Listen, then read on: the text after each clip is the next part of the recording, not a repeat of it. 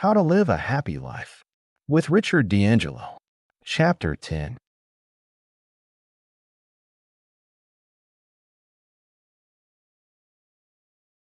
Hello, my name is Richard D'Angelo, and this is Chapter 10 of How to Live a Happy Life.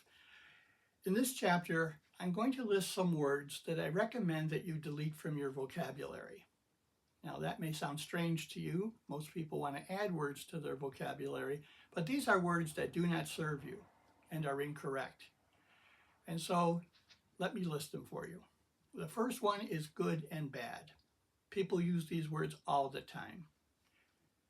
The mind always evaluates things in that way, positive or negative. The truth is the mind doesn't have a clue as to what's good or bad. You might find a $100 bill on the sidewalk. Oh, that's good. But then when you go to cash it, it turns out to be counterfeit and you're arrested. Oh, that's bad. You might get fired from your job. Oh, that's bad. But while you're not working, you might have found another job you wouldn't have been able to see otherwise that pays even more and is better for you. Well, then that was good. So good and bad are relative terms that the mind really doesn't have a clue about. It reminds me of the old story of the Chinese horse farmer. He and his son trained wild horses in China. One day, the son left the corral door open and all the horses ran away during the night.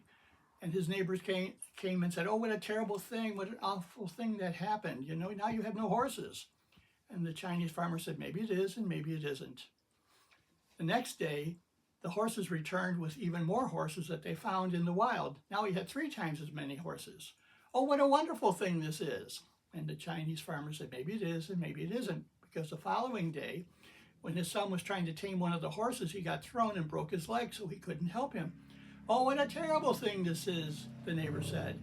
"Maybe it is and maybe it isn't," because the following day, the Chinese press gang came through to put people into the army. They couldn't take his son because he had a broken leg. "Oh, what a wonderful thing this is." So you see, there is no good or bad. Your mind always wants to make those decisions as if they're absolute truth. They are not. So don't use those words. Secondly, mistake. Get rid of that one for sure. When you say, "I made a mistake," what's the feeling that follows that? You dummy. You should have known better. Let's look at what a mistake really is. It's an event you didn't want. That's all it is. It happens to everyone all the time. When Edison was trying to find a filament for his light bulb, it was scientifically questionable whether a filament could actually glow in a vacuum. He tried over 5,000 different filaments. They all failed. A reporter once said, "Aren't you discouraged by all these failures?" Edison looked at him like he was insane. "You're nuts. Every time something fails, I know I'm that closer to finding what's going to work." You see?